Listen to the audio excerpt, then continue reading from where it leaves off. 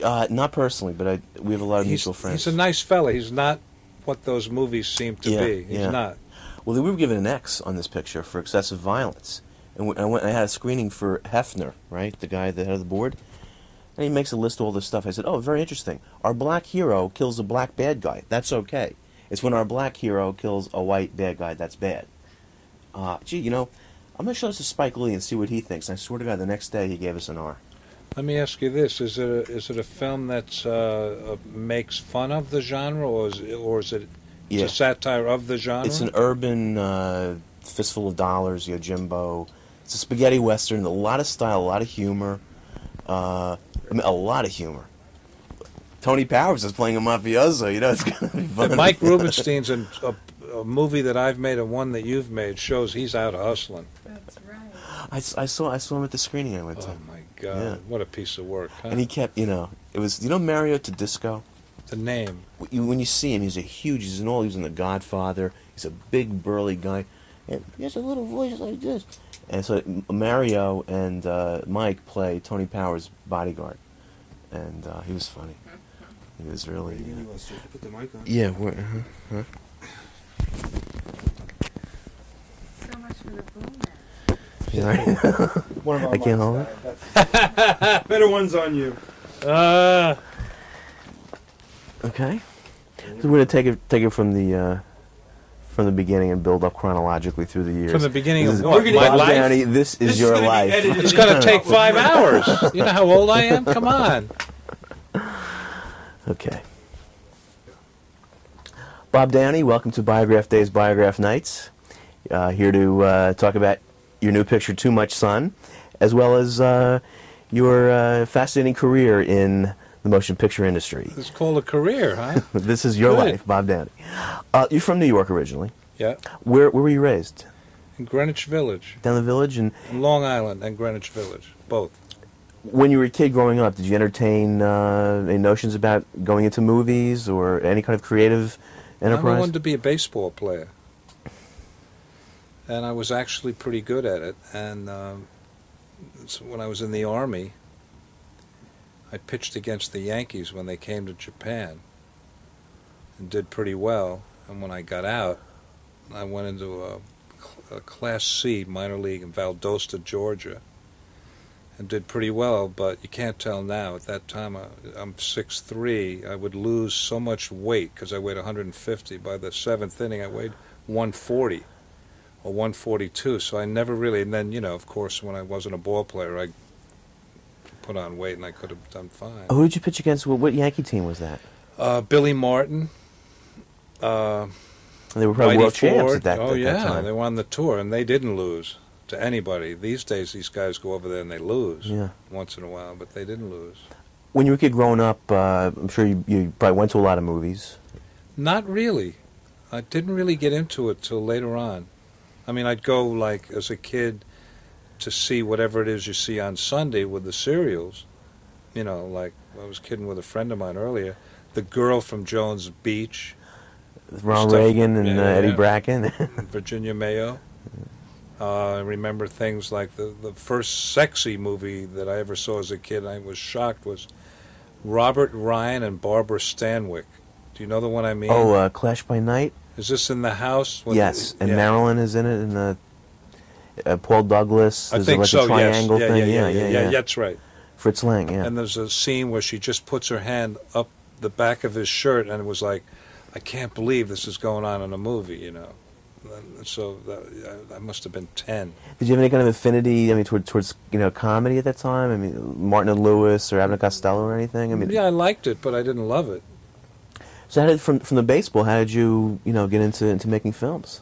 Well, I started. Well, I left out that when I was in the Army, I got thrown in the stockade, and we can go into why, but I was in the stockade, and I had a pencil and a pad, and I just started writing stuff down, and pretty soon I was just writing scenes and tried to write a novel, and finally did, and got out, and knew I had done that, and was happy with it.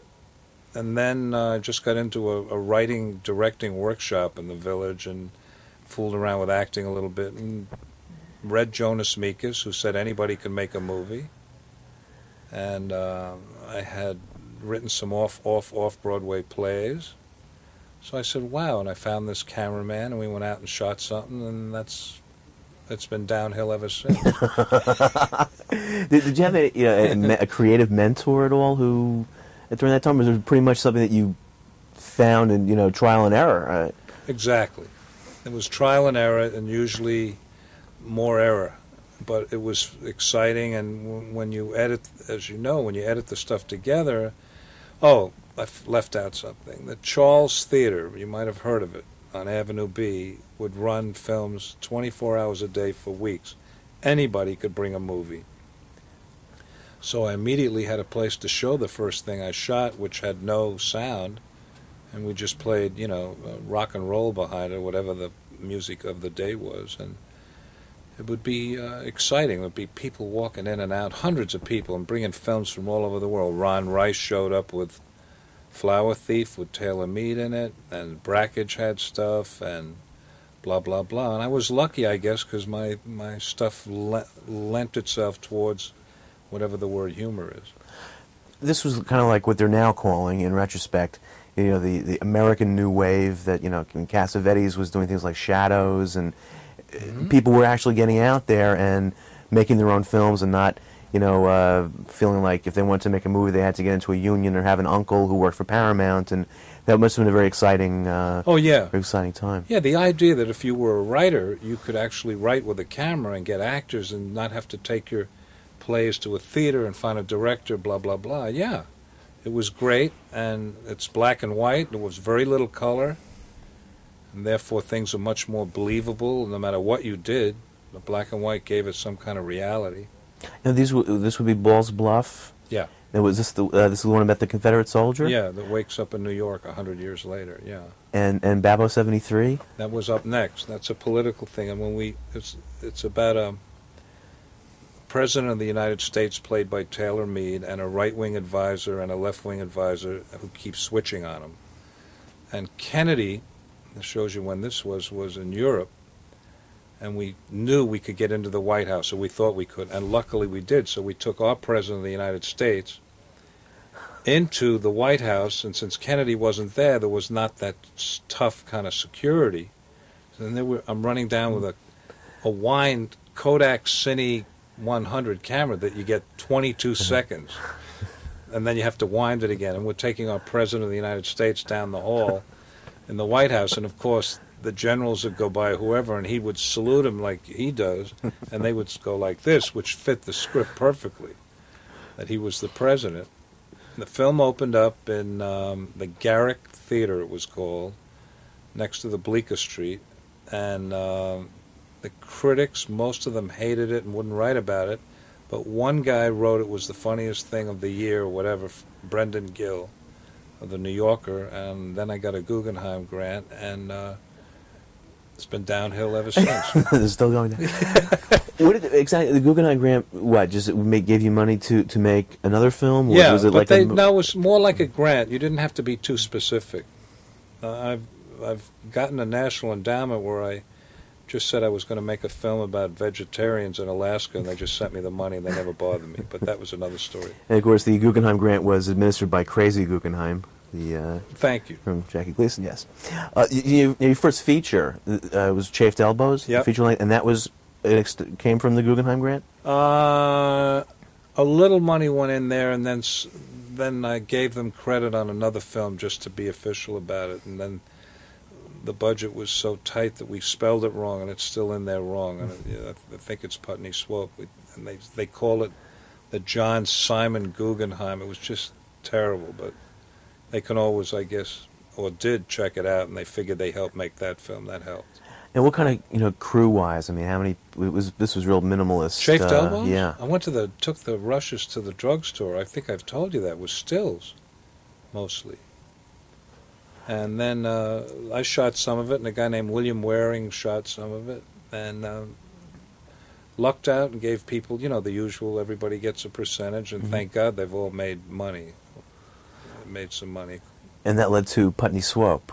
No, there was another one called No More Excuses that closed almost the same day it opened because of Robert Kennedy's assassination, because there was a an assassination of President Garfield in the film in a satiric way, and it just hurt the movie.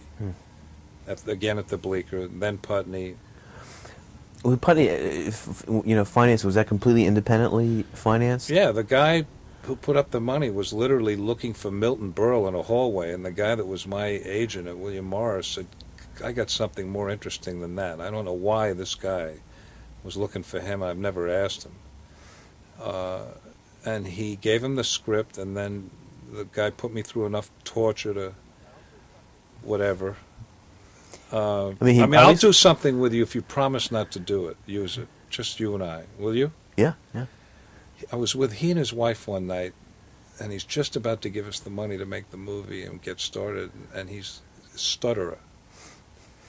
And he says the word ma, and he went on. It was like a minute. This is good.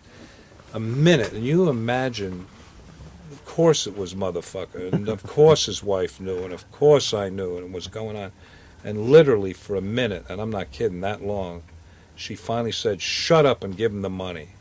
It was a great moment, and then the next day we were in business. It was one of the funniest, you know what I mean? Yeah, it was yeah. a classical moment. I can't do it because now we're kind of friendly. Let's go. Are we still going? Yeah. Okay. Yeah, they're not married anymore, and yeah. And that's how that got on.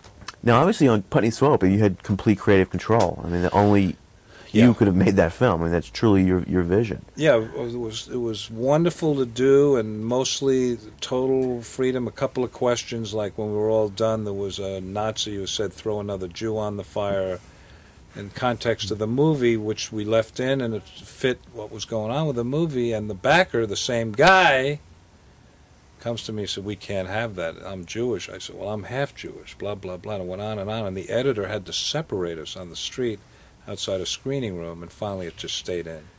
Hold on a second, John. Okay. Here. Okay. First, you talk about it. We are Rose. Had you ever worked at an ad agency? No, I worked at a place that named called Filmex that made experimental. Well, they made commercials, but they after Chafed Elbows, he hired me to work in an experimental division, and that's how I think Putney Swope was born. When this white guy, me, is working with a black guy who says, "Bob, you and I do the same job here, and you're making more money." I said, "That's great. Let's go into the boss and talk about it." So he went in and he stated his case, and the boss said, if I give you more money, I got to give Bob more money, and we're right back where we started. I said, God, that's worth a movie. And that's how it really started. Is it true that that your wife at the time lost the script, the only copy of the script? No, she lost the script to a play I wrote about people played missiles in silos waiting to take off to the Soviet Union, and the actors acted out these. One was malfunctioned, another blah, blah, blah. Other one couldn't wait to go.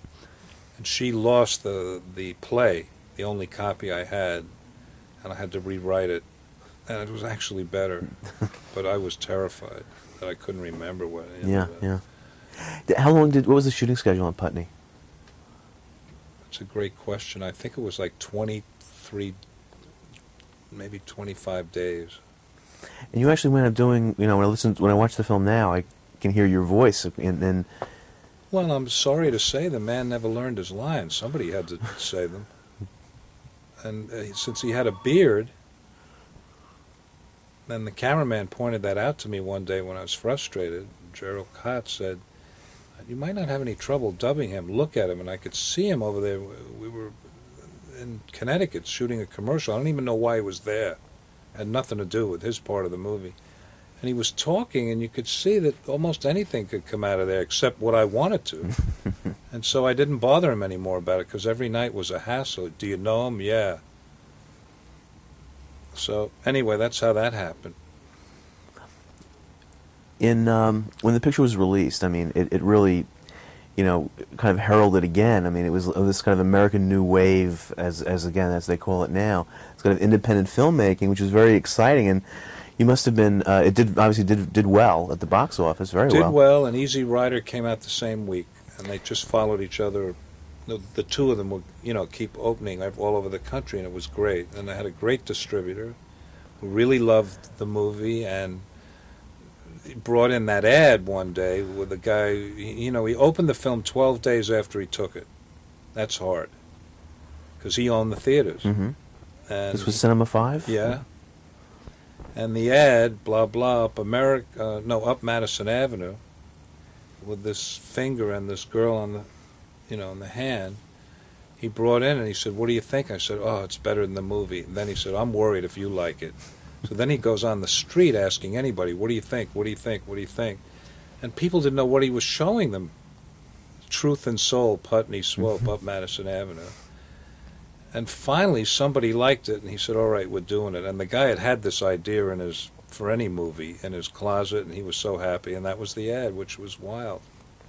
Then Hollywood comes calling, I would imagine. Not after. really. Doesn't that happen? Not No? really. I mean, there were a couple of, but not really. It was just too dangerous for them, I guess. Or I don't know. I don't know. I mean, I wasn't paying attention, I guess. Or thank God, maybe. what did you do after Putney? Pound. Pound came next? Yeah, and United Artists, when we turned that one in, thought it was going to be animated, so that was a tough one. Now, this It's is a picture they expected to be an animated cartoon. It's done with live actors, which threw them. And what it was about, what it was about. And it was not fun. And it ended up on a double bill with Satyricon out of United Artists. X-rated for language, not violence even, language. Is this the picture that Bobby Jr. made his debut That's in? right. At the age of what? Well, let's see, that was A baby? 1970. So, 5. Greaser's Palace. Thanks. Greaser's Palace. That was a Columbia release, wasn't it? No, Greaser's Palace was no release. The lady who put up the money released it, and then Rugoff picked it up. Nobody wanted that movie. Huh. And by the way, nobody wanted Putney either except Rugoff. We were ready to put it on the shelf. Bud Smith and I said, "That is sad." After all this work, and we thought it was amusing.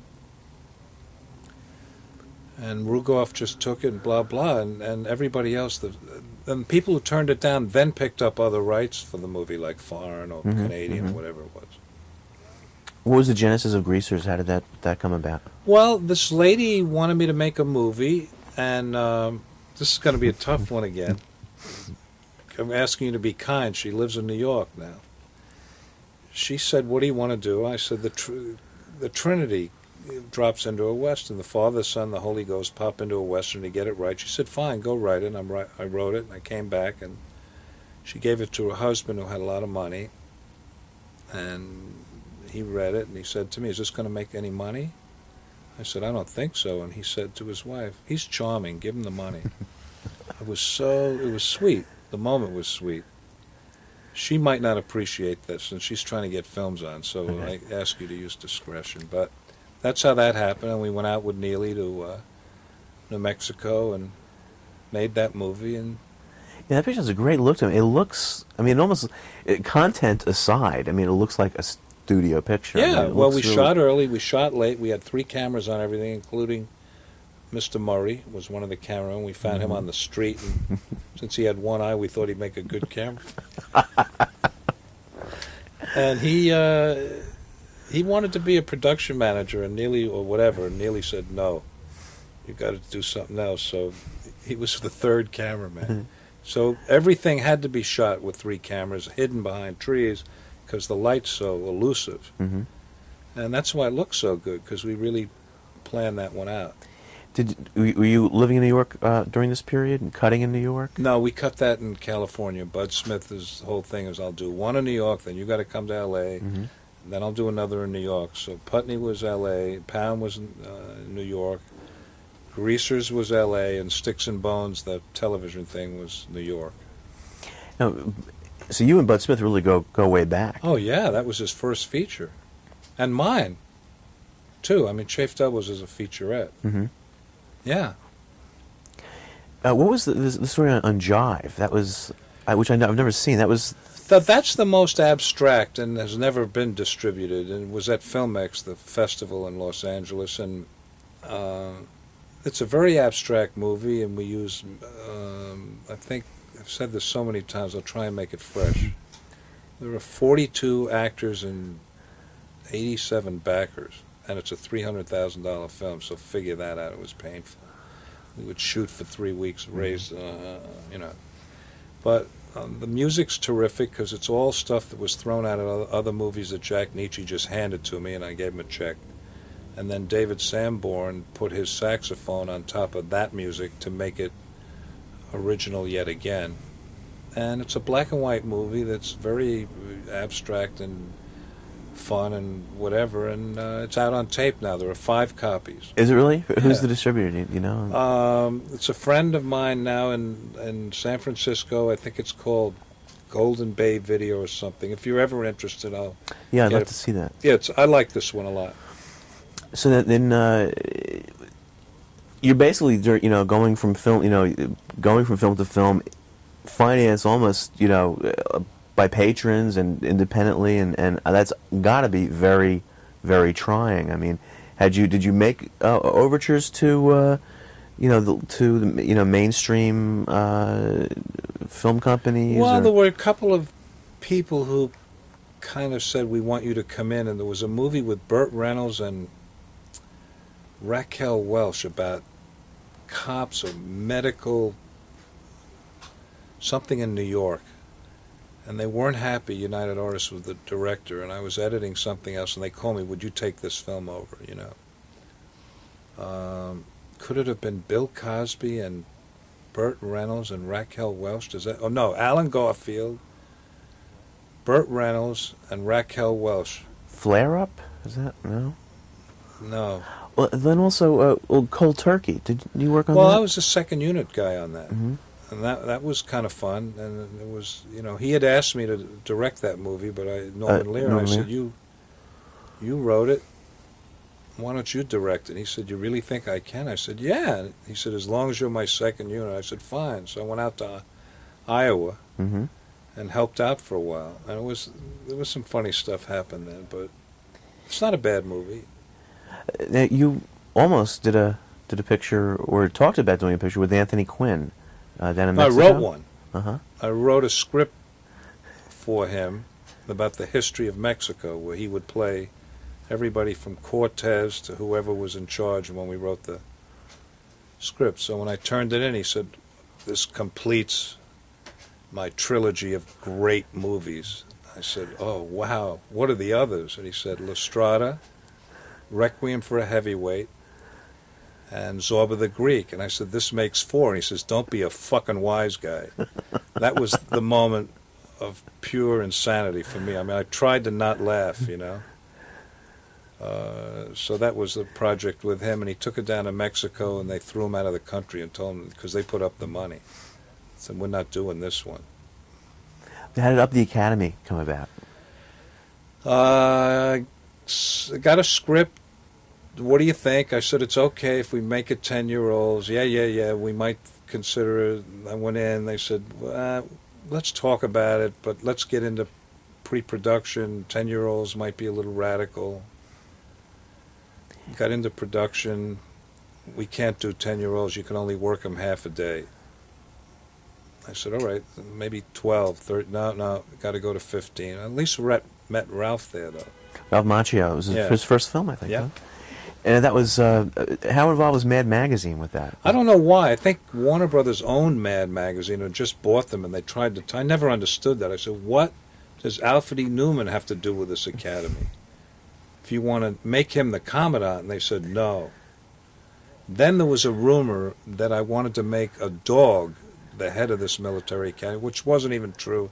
And then there was trouble from then on, and then it was committees about what's funny and what's not funny. And very painful, and a lot of it my doing, I've got to say. I mean, there was a studio. yeah, and I think that a lot of it was my problems too, about thinking that because I couldn't do it the way I wanted it, that that I had to fight through everything, and Mhm. it was probably unreasonable on my part also. But I guess they were trying to go for the National Lampoon's Animal House. yeah, Mad and it wasn't Magazines, Up that. the Academy. It could have been a sweet thing about real kids. And at the real place where we were shooting, a 10-year-old burned the mess hall down. And I said, see? And they said, that's unreal. Well, it wasn't unreal. Yeah. There was no mess hall. You know, so I felt justified but not vindicated. And Yeah, I yeah. just felt all making the movie that everybody was 6, 7 years too old. And that's why it wasn't working. Ron Liebman was okay. He was fun to work with. He tried. Sticks and Bones. That happened before Greaser's, right after Greaser's Palace. Yeah. And that was done for Joe Papp and CBS. Yeah. But that had kind of an ironic, what happened when it opened? When Well, it they threw it off the air. Then Joe Papp went on the CBS and said, CBS are a bunch of cowards. They won't even put their own product on the air. Well, what had happened was he made a deal to do Shakespeare on there plus another play. Well, they figured he was safe, but he had this Sticks and Bones. And then we took all the laughs out and took the Ozzie and Harriet stuff out of the play and really made it a horror show about a returning POW who his parents talked into killing himself, and they'd put him out in a body bag. And that's what happens. And then, of course, the timing with the... With them and POWs coming home. Well, eventually they did put it on the air, and with no commercials, which was thrilling to see something on CBS or any network. Mhm. And it became, from what I hear, in the mail they got, the POWs were very grateful for this evening. So it worked out. Yeah, yeah. Is that available on video? From me, Yeah. you got to call me, Jim. I 'Cause think you that's a can film get that- it. I mean, that's something that should be seen. I mean, Had know, you seen it? I saw it. I saw a like a bootleg copy, Okay. but the quality looked. Yeah. CBS has it somewhere. So, something like the Museum of Broadcasting should, Well, it did go on the Arts and Entertainment or somewhere. Laura, where was it we saw it? Remember?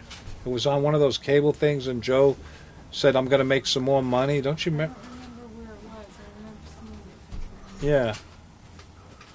because they have a pretty decent collection over there of different TV TV specials. Okay. But the good thing about doing that was it's something I didn't write. It was fun with Joe Papp. He definitely was looking to do something different. He said, I watched this play for 6 months. Change it. Do whatever. Let's make it serious. It was a comedy. I said, great. And it was just a thrill to work with him and to see his fire as a producer. And Now I read your script for Moonbeam. It was very funny. thanks. Now, you've pretty much, disowned that film. That's not your film. No. It's a mess that is bits and pieces of. Yet your film, yet your name is on the picture. It was just I tried to get it off, and I went to the DGA, and it was a close vote. Because, it was admitted that whatever it turned out to be was not, because they got another filmmaker in to go shoot 5 more days or whatever. That's not the point. It didn't have the tone that was interesting. Because I went to see it, I said, maybe they made something better and I'll be happy. I didn't have to do the work. But they didn't, and I got angry, and it was a very bad period of my life anyway, but a good period because I met Susan and Too Much Sun and the co-writer of Too Much Sun. So Moonbeam is worth it for that. But no other reason can I look back on that thing. Well, meeting you's okay, that's good. But the rest of it, not a good time. And then you actually acted after that in To Live and Die in L.A. If you call it that. Oh yeah. Working I for William tried. I gave Friedkin. it my best. It's good for every filmmaker to have to jump out there and do it. Had you known Friedkin prior to Oh that? yeah, I knew him. He's a big fan of Pound and Putney, and of course Bud Smith. Bud Smith became his editor Mhm. along with doing my stuff. They had worked on documentaries at Walper years ago, but in fact, Billy called me when he was doing The Exorcist and said, "I got to find Bud," and he did, and they did a lot of stuff together, and now Bud. Now, do you know what he's doing? Well, I know he directed Johnny Yeah. Be Good. He's the head of post-production at Universal. Is he really? Well, he worked on Darkman, on Sam Exactly. Raimi's And picture. they've promised him another movie to direct if he stays there and helps out with all the editing and Mhm. whatever. I guess the staple statement from all I can gather is from Bud is that every movie is a half hour too long when it's turned in. And his job is to calm the filmmaker down and get him to tighten his film up. mhm. It's not a bad idea for a studio to do that. Generally, when you work with an editor, do you does the editor do the assembly first, and then you come in, or are you pretty much a director who likes to be in there all the Well, time? Bud or- and I, John, Bud and I would get in there every day and just work together on every moment, every take, blah, blah, blah, pick this, and I'd stay there. I was fascinated by the process anyway. And we've had great times, blah, blah. But this time, the editor, Joe DiAugustine, I kind of let him... I knew what he was doing, but I would let him find his way, and then I would go in and talk, and then we'd talk about it and whatever. I mean, he just wanted to make sure that I wasn't riding him because this was his first big film or Mhm. whatever, or little film. He had been an assistant. That's on right, on Moonbeam. Moonbeam. Yeah, that's where we met him. That's another good thing. See? Hey, Every disaster, something happens. Laura, Joey, and you, and I'll even say Forrest. I'll say it. well, it doesn't count because you know me before. Yeah. Anyway, and Joey, he's now working, because Bud's a loyal guy, Mhm. at Universal, cutting a film called Mobsters, which Oh yeah, yeah. a lot of actors and money, Mhm, and mhm. co-editor with Bud's son. So he's a happy guy, and he's very happy with California and blah, blah. Getting back to Freakin', I mean, was that an easy experience for you You mean being in front of a camera? with With Freakin' him? directing? I mean, I imagine he's a very intense guy. Well, I mean, there are things that I feel, because I'm a filmmaker, that were improvised. I wish had been in the movie, because I thought for some lucky moment I got lucky with those actors and everything. There were three of us in the room, and Mhm. it just became nasty and whatever, and I don't know how it happened, so that was fun.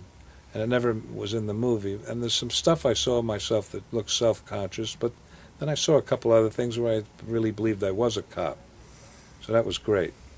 But generally it got me to Los Angeles, and Laura followed immediately, and we've been there ever since, and we've been writing, and it's been okay. You directed a couple of Twilight Zones, which was I'm fun, very especially happy Truth or with- Consequences. Yeah, Very happy with both those. and I imagine those were pretty quick shoots. And I think 1 day or day and a half on one, and maybe 2 days on another, and it was good discipline for me. It was fun. And then now on Rented Lips, why are there two different Again, versions? since I didn't write this thing, it was a job, and I thought, because I think Martin Mull's a funny guy, that we could make something happen. Well, nobody wanted to change anything, really.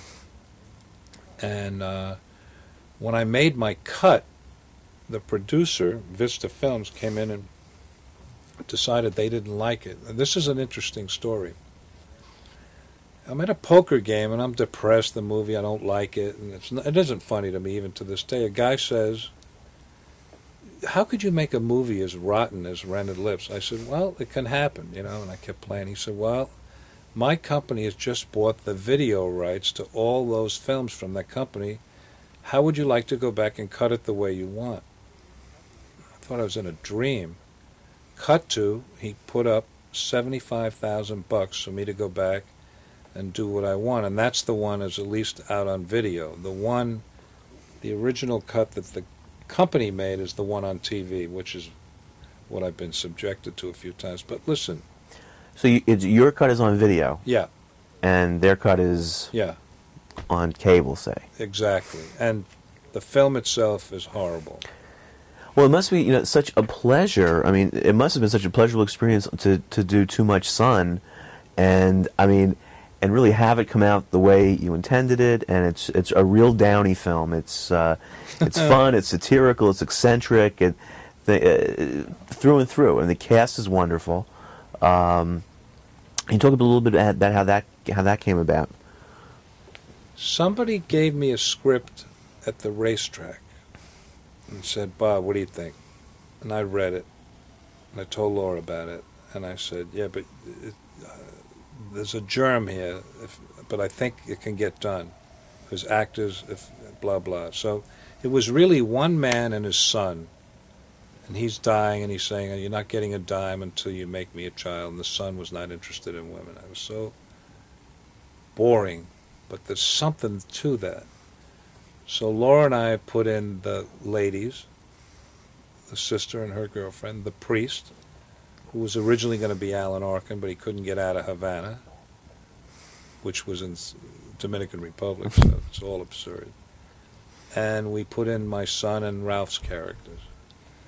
And then Laura and I did, she says 14, maybe 14 drafts.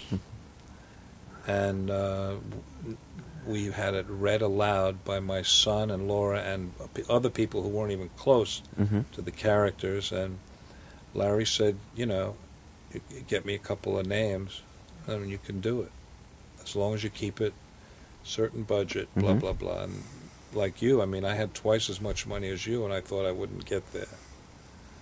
And your film, ours was $2 million, and then it went to $2,250,000, and then I had to remix, and I had to go raise the money. Yeah. They couldn't give me any more. In terms of, you know, and this applies to Too Much Sun and some of your other films, I mean, there's always a kind of improvisatorial feel to it, or a spontaneous feeling to it, which, how much of that comes from, you know, say improv or I can't tell sometimes, because we rehearsed a lot and fooled around a lot. I think Laura can be more objective. I always tend to think that it's all writing. I don't know how it happens sometimes, that actors bring things and it's all somebody's writing, if that's the word, making it happen. My son, the first night he shows up, Andrea Martin, you know, he's coming out of Air America. He's happy to be with us. Andrea Martin's singing a song. He's under the covers, and he starts masturbating. So the crew, and we're just a pin. We were in pain, laughing, but we don't want to blow the... So it was like we could have really keeled over ourselves. It was like this, and looking and this, and then it was all over. He doesn't even crack a smile, you know. I said, well, that's funny to me. He said, good. Hope you can use it. And then she, whatever she does. And, of course, that was something that I kind of felt he might do because it was open to that. But when he started really doing it, she, when we did it again, she then decided that she's making up the song, too, that she was going to put her foot down, as to, so to speak. And so it turned into a nice scene, funny. So that was the most improvised. That was his first night, and that's how we started with him. And it was uphill from then on. He's fun to have around. And John, the movie wouldn't have gotten on without him. Oh, that's reality. Yeah, I mean, he's become a big movie star. Yeah. But he still takes direction. Well, he loves fooling around. Yeah, he does. He does. I think, and he wants to make films, and he writes. So, yeah. Laura's got a better thing on the way he works than me, and, you know, I can't be objective. Let me ask you, you once told me the 7 rules, Slavko Vorkapik's 7 rules of directing. Yeah. Would you be so kind as to let's say that them? let's say who he is first. He was the guy who came, Hollywood brought from Soviet Union in 20s or 30s, you might know more about that than I do, when it was, to bridge some of these static movies with montages to, you know, when the fighters are fighting and they do the towns and when the calendar's going and the clock's going and blah, blah. So he became the guy. Every movie that needed a montage, they called Slavko. So cut to the place that made experimental commercials, Filmex, he was there to help directors be better at what they did. But directors who make commercials, at least the ones I knew, had such egos, they didn't want to know about how they could be better. They were happy photographing whatever they were photographing. So I would go to the lectures with a guy named Bob Sukas and just be enamored of everything this guy was talking about. And his basic rules, 7 rules of directing, which I deduced from this broken English that he spoke. he didn't have his rules, but he had them. They were there, and they were the following. If you're going to photograph a scene, don't have anybody enter left and right. That's theater. Have them come to you or from in back of you. If you're going to pan, say, from you to Laura, have something in the background moving, whether it's a bird or another person, to move over there so the camera just doesn't move. Cast against type. If it's supposed to be one type of person, it should be another person that's totally different to play against that. One zoom per movie. It's a lazy man's dolly shot. Don't let people sit down and eat and talk, because they usually don't get up, and if one of them does, he's not coming back. It's boring. Get people to move. Shoot early, shoot late, if you can when you're outdoors. And the final rule is break every other rule. That's great. What? Don't repeat a shot. Oh, don't repeat a shot. Which, exactly? I'm sorry. That's good. Is it when? That's the whole essence. Sorry. Basically, it's if we're sitting and we have to sit and talk, at least when it cuts from you to me, now it goes back to you, a slightly different thing, a new composition, a new angle. So at least it's not ping pong, because he claimed that an image that was not exciting is dead in less than 7 seconds, and maybe quicker. So don't repeat a shot. It's almost enough of a reason to get through, and anybody can direct if you try and blah, blah. But the one thing you leave out is you've got to have some kind of a screenplay. And the screenplay for Too Much Sun is not the greatest, but we did everything we could do with it before we shot, and it was fun to make the movie, so I'm happy about it. But it's not something that I'm going to want to see over and over. You know, I like it. It's funny, and people seem to laugh at it. Well, the music element to the film, too, is fun. To this one? Yeah. Oh, I'm glad you like it. Yeah. Great. And He's then you never have- done it before. That's the actor Tim Robbins' brother. Really? First score? Yeah, first Really nice score film. on this a film this long. Yeah, he's done a very short, and he's done stuff for this brother's theater group. And the photography also. Very Well, good, excellent cameraman. He's great. Bob He's a Yeoman. drugstore cowboy, and we met on Rented Lips. See? There it is. Mm-hmm. It is a meeting place, these movies. And every crew has its own story, and it's like a family every time, and the ones you meet, yeah. Well, even on Moonbeam, which was not for you a particularly happy experience, there was certainly a sense of family, you know, on that movie. And I assume that We'll get to the because it's several abuse different themselves several for it. different families, maybe, but Yeah, that's and, true. and you get that sense also from Too Much Sun, Good. I'm glad, because it was. And the sense of fun that people are having fun, and it really translates. It translates to the screening that I saw. I felt that that people picked up on that. that's great, John. I'm glad, because we've been a little, after coming from Boston, where the people who we spoke to and the publicity were so positive, and even if they weren't, by the time they finished talking about the film with us, they felt better about it. And then to come to New York, where I know it's jaded and tough, and what we're going to go through here. It's fun to know that you could feel that. It's important. Yeah. Well, Bob, congratulations on the picture, and Thanks. Everyone go out and see it. Thank you. Got it. Okay. Jonas Meek is names from the past. I need just 5 minutes with Laura. Okay. You get the other side. Thanks for other side. reminding me about the men. Well, John, someday I'll do the same for you. I always want to get. about you and Steve James. I want to get Forrest into the hot seat. Don't bring me around. Did you? There's a great essay on biographers in the New York Times last Sunday in the book review. Oh yeah, Should yeah, check yeah, yeah. Because they talk about the main criteria for a great biographer should be a passion for his subject and a reason that he knows why he's there investigating this. And Well, I'll tell you, that's Thank you. why. I mean, we'll only do interviews with people that we respect and like, and that's, I think that a lot of the particularly the TV and cable interviewers who do everybody, by the time someone comes along that really We just saw a couple of those before you. You should have seen this group. There were two of them, and it took them 20 minutes just to plug in To back up. and to pack up. So that's 40 right there. and Laura, in Too Much Sun, you Yes? Yeah, wow. in Too Much Sun, you co-authored the screenplay with Bob Downey and Al Schwartz, and also co-star. Did you find any kind of problems crossing over in those two areas?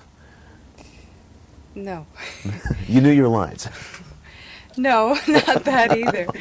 But it wasn't like it was just something that I was writing. It was my own imagination, and I was, caught between self and character. It wasn't. It was much freer because I was working with Downey, and we were just sitting in a room throwing lines back and forth, and so that didn't bother me. No. How did the accent evolve? Was that something that was in the script, or? Well, to tell you the honest truth, I think Downey was afraid I would be a terrible actor, so he thought he'd throw an accent on it and maybe they won't notice. That's not true. Just as a way to find something funny to do with the part, really, and we decided the night before that I should do it, and It must working with a lot of your scenes with Andrea Martin. She must be a gas to work with. she's great. Did she have, again, she has like this kind of improv kind of feel to her, like where you never know what she's going to do or say. Well, surprisingly, she was very concerned with the way, in a logical way, that she was going to play the part. And, very sort of method, what is this person's past? And she played around with all of that, trying to find the style of the character. And then by the time we got to actually do it, it was like, do you think this is the same character I did yesterday, But it was that kind of film, too. I mean, everybody was sort of shifting into different things, and because everybody comes from such a different kind of comedy, the big question was, are these people are these styles going to mesh? Is everybody going to be in the same movie? And in fact, I think that's one of the things that makes it so fun, because everybody's just a little... Yeah, when you think that, you have Eric Idle from the Monty Python background, and Andrea Martin, SCTV. That's an interesting mix of people. In working with in observing and working with Bob Downey Sr. directing Bob Downey Jr., could you comment on that? I mean, how they is there a lot of tension, a lot of flaring temperament and raging? Well, as you might guess by seeing it, no, there's not that kind of thing. They don't really have to say much to one another, and I can see the way Junior's work, that the way he works, that he's learned a lot from his father. Their styles are similar. Junior's open to trying anything and doing anything, and Downey Sr. won't preclude him from anything. So Junior's very interesting to watch. He looks like he's kind of not paying attention, and he's just bouncing around, but he actually finds physical things that become his character, and really interesting stuff with his body that he comes up with to do, and absolutely doesn't edit himself ever, and that's remarkable to watch. And that also comes across. Yeah. Something interesting in the film, which is kind of a sign of the times, is that amidst all the insanity and the farcical situations, there's a scene where everyone is exchanging their AIDS-free cards, which, again, sign of the times, but at least it shows a responsibility. Yeah. And even in the sex scene with Eric Idle and Gracia, again, a responsibility, so that you're not just making just a comedy. There's some sense of of a responsibility to the audience, especially the kids who would see it. So I think that's great, and we applaud that. And again, congratulations, and thanks for coming on the show. Thanks, John. John, you've got to get her to tell you, not on film, but just tell him what Andrea Martin said to you. Downey got all these things out of me because we were always off laughing together. She had recently broken up with her husband, with whom she was still madly in love, and she was checking out all the men around, and finally, sighted upon one. She just said, "God, I'd just love to hold his balls for 2 hours." No, an hour. Would For you? an hour. I told Downey and everybody. I told the whole crew, but I wouldn't tell the guy who she said it about because he would have been totally embarrassed. But and then she said, "How dare you tell everybody?" And then she started laughing. So what? That's how wild she is. She went to my alma mater, or I went to her Emerson? alma mater. Yeah. Yeah. Oh wow, So did Norman Lear, actually. that's right. Listen, why is that town so great for films? The colleges. It is, and you know why too? Is because there's a lot of small schools like Emerson, where your first day of school, when you're a sophomore, a freshman, you can walk in and get a camera and make a film. Oh, anybody? Any student, right? As opposed to like USC or NYU or Columbia, where you really have to go through the politics of the film department, and like maybe by the time you're a senior, you get to do a film, or you get to be a boom That's operator right. on a film. But But what about this? When did we come to you? Never. no. Yeah, I hate those, by the way. Yeah. So what do you do I'll to find tighten up? clips of all your Dissolve? movies. It, Do you dissolve ever? Never. I cut everything here. Go right to the clip. Just get to the point. Really? yeah. So it's when like you a talking. walk out of here, it's on him, huh? No, I just introduce the show sometimes, or I'll do half-hour specials. Just you never know who John is. You never meet him. Yeah, it's more like because that I way the hate those interviewer with isn't the nodding of the obtrusive. head and asking You know what I mean? questions. Looks Which like they Bob. obviously Just shoot get to later. the clip. We tried to when we first started doing this, and we did this. I mean, you must be like one of our, like it must be like 100 people that we've had over the years. It's like we tried doing that at first, where we do the interview and then cut to me going, "Oh, really? You can tell. I see." And I was in the You editing really room. can. Going, this sucks. No, it just I can't take it. and Did also did you ever try doing it with you and somebody else on a camera together with two cameras on it? no, we never to had me, two the cameras. person- we just came to the idea that who's ever we're interviewing, that's the star.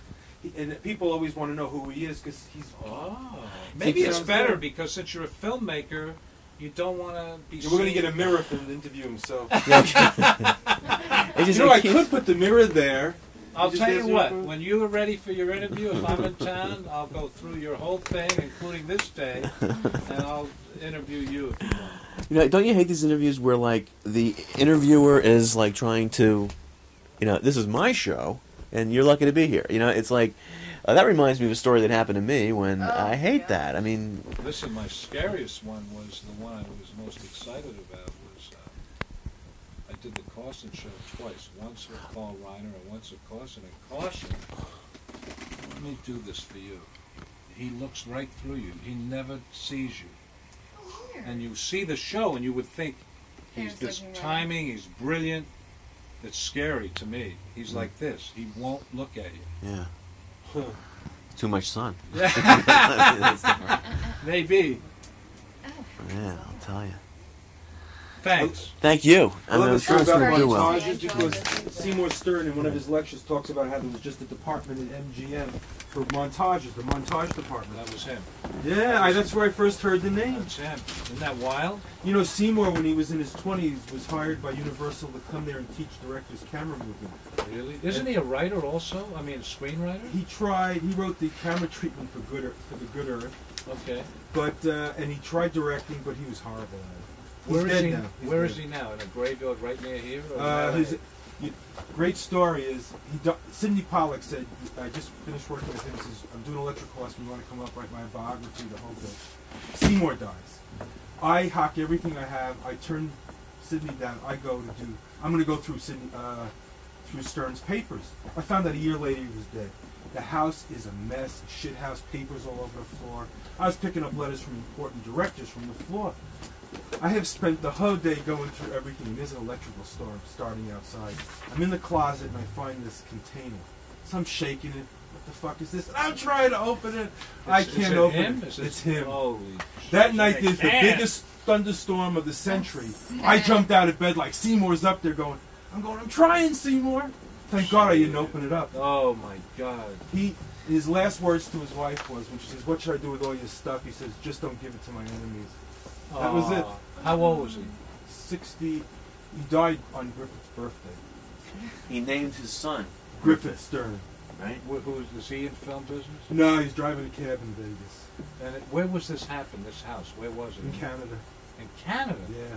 No, I read him in magazines and stuff. Oh, I have everything he's ever written. I've got all the unpublished Birth of a Nation notes that he never finished. He was his own worst enemy. He was ahead of every major film writer. They all wrote to him. I have correspondence with him and Herman Weinberg in the 20s. Weinberg, my God. Weinberg used to come here all the time and hang out. When he was broke, I used to buy his autographs from his scrapbooks. Herman? He used to Yeah. live next door, yeah. I got directors' autographs that will blow What's he? you away. He's dead too. He's Yeah, dead. yeah. But what? Didn't he? He never made any money from every book that he owned. He wound up selling the rights for just to make money. And he used He- to subtitle a lot of the foreign That's pictures. right. Yeah. That's Yeah. right. He'd bring me over to his house. He says, I finally went into storage, took out 35 years of my stuff. This size pictures of Marlene Dietrich and Greta Garbo we had autographed back in the 20s. I would go through the scrapbooks and I'd give him $100 for Eric von Stroheim autograph, for Jesse Lasky, for, the list runs on of directors. What a Sternberg autographs. And he had 35 years of correspondence. And with you him. would Preston have to Sturgeson? sell it off. Oh, as- you want- as he, Want to really? I have Preston Sturgeon. Let's show you something. Uh-oh. You're a big We fan lived. of his? Big fan. I lived down the street from his Players Club. do you really? Yeah, Laura and I lived. Were you guys right still in down- Beechwood? No, oh, that's right. What is No, it? we're on Harper, right down you- from the Chateau. 654-5662 is wrong? No, that's right. That's right. Yeah. Okay.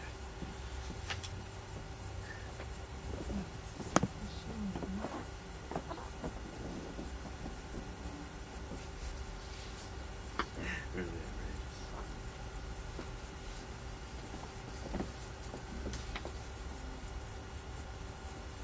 So you're still doing a film review, huh?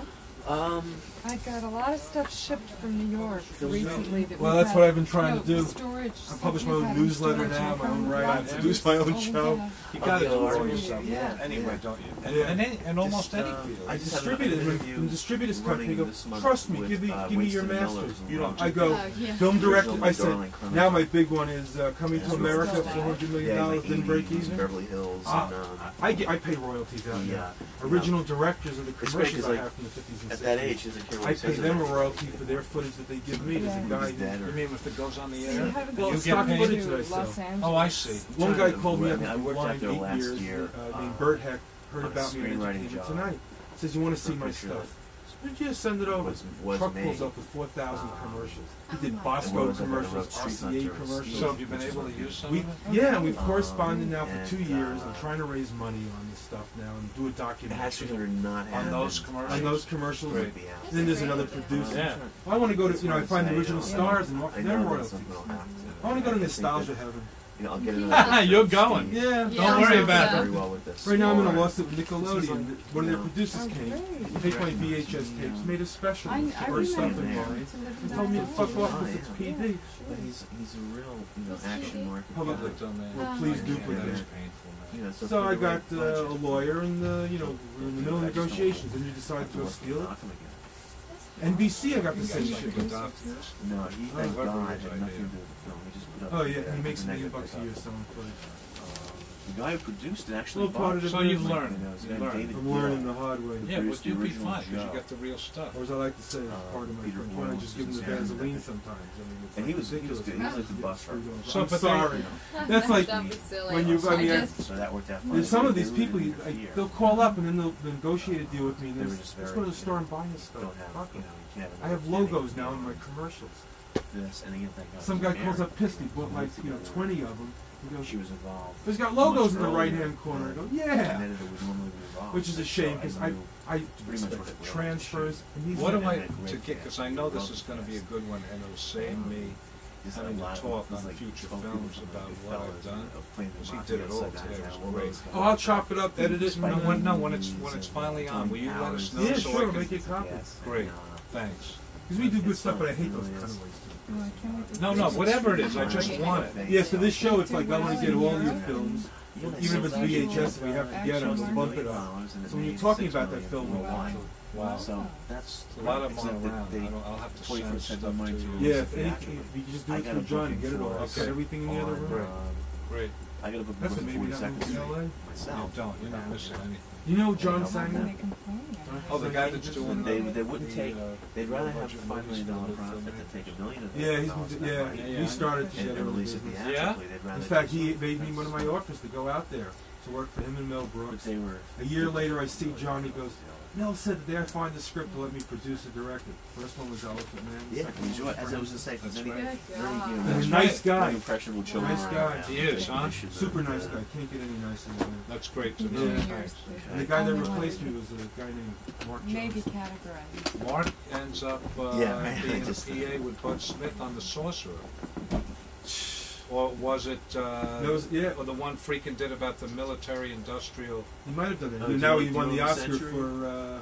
He's Right, but he was Yeah. a PA with Bud and Freakin', Mark. started with Jones. all of them in the early days. Yeah, but you're better off doing this. The movies aren't that great. There's only a few Francis and Elephant Man. They don't really want to. That's Lucky. That's black and white and another weird one. Yeah, to me, is I have my own little network, make my own Yeah. programs, and then when I have a few million, I'll make my own film. There you go.